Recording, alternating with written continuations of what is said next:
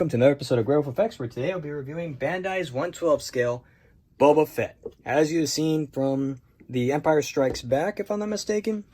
So instead of the last scene that he came out in, and this one is a different variation because he doesn't have all the pouches he did, and he didn't have these parts removed. You can modify that, so you can just like try and get him more screen accurate, but that's pretty much up to you at that point. For me, I'm going to just keep him as he is, but I will paint the color of his jetpack, most likely, into what you see on the Return of the Jedi, I believe is what it was called for the movie. So here we have him in the scene with Darth Vader, where he's pretty much telling him, you know, he's no good to me dead and everything like that. We have another part here where Darth Vader is pretty much inviting the whole gang to a nice little dinner, you know, simple, and then Han Solo just kind of ruins it by just pointing a gun at Darth Vader like, dude, what the hell? He just gave you some free food. Like, come on, you know? So here we have part of like what it's supposed to look like when you're done with it, if you do put in all the work and effort and everything like that. We have the front and the back view. We have the jetpack, his primary weapon, and his secondary weapon, although I'm pretty sure we've never seen the secondary weapon, at least not that I'm aware of, from what I remember when watching the movies. I really do need to rewatch them, though, because they're classics. Like, come on. Then we have just the 4 sets of hands he's got. He just has just like 2 fists. He's got a regular resting hand, and he's got a trigger hand. So he doesn't have like a second trigger hand, so you can't like dual wield this weapon and then the other weapon he's got there. And his rangefinder does actually swivel up and down, so that's pretty neat there too. Then we have just a nice finished view here.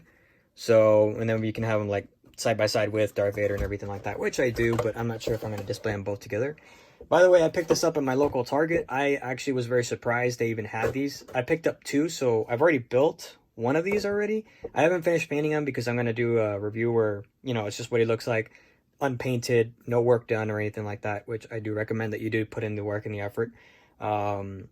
This one in particular, though, I am going to build him as Jango Fett. I'm going to do a custom figure, so I went ahead and I bought 2 of them, like I said, one of them to have just Boba Fett, and the other, Jango Fett himself, since pretty much they share the exact same, more or less, armor style and everything like that. The only thing is I got to do heavy modifications in terms of the undersuit, and I've got to figure out a way how to design and print the pistols as well as the holsters and some of the other armor bits and everything like that, or I'm gonna construct those parts with putty and stuff like that, but that's something else entirely. So anyways, let's go into the actual kit. Here we have runner A. So we have all the multiple colored parts and everything like that. We already have part of the undersuit, and you can see right there the tech suit has wrinkles and everything to show its fabric, along with the neck part here. Do not lose these parts. Thank God I haven't lost any yet, hopefully, or never, and hopefully never will. These are freaking tiny. They are very small, and they weren't molded in, so it's kind of neat that they weren't molded in, so you don't have to go to the hassle of painting them, but still, just be careful with these because these are super tiny. I've never had a part, honestly, as tiny as this on any of my Gunpla kits, my Zoid kits so far, and any of my Bandai kits. Oh, the Bandai Star Wars kits, sorry. So here we already have a secondary weapon molded in a kind of, well, actually everything here is like in a leathery brown, red kind of color. So we have a secondary weapon in 2 parts. We have his helmet, or at least the colored part, in 2 parts.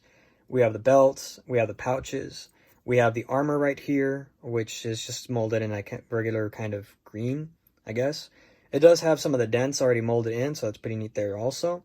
You will have to paint those in, of course, or you can use the water slides.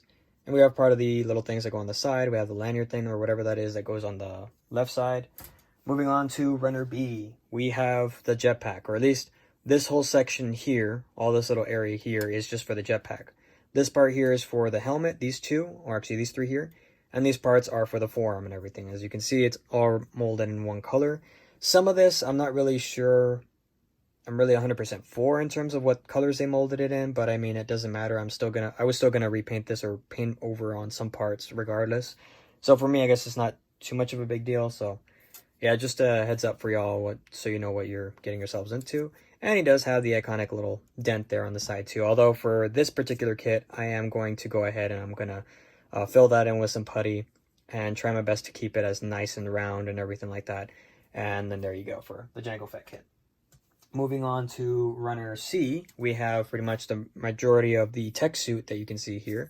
Even on his legs, you can see that he also has those little tools and everything there that you're going to have to paint in separate, which is fine. You already have the hands here. The gloves are already molded in some kind of color, or molded in the design and texture that you see there. So it's just pretty neat there. Here we have Runner D. This one's molded in a kind of like a World War II faded army, or actually like a darker army green kind of color that you'd see like on the Willys Jeeps and all that. So here we have the feet, textured soles and everything like that, or like the bottom platforms of the feet right there.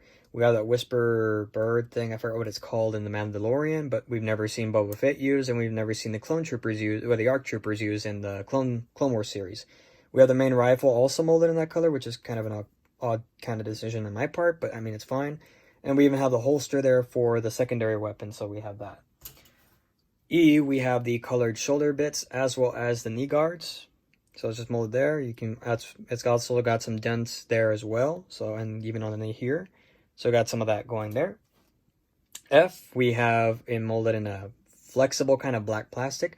That's also where the visor here is. So it's not molded in a transparent smoky black.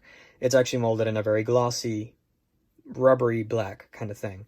And even the rifle here is kind of molded like that too, which is kind of an odd decision on my part, but like in my opinion, but I mean, that's fine.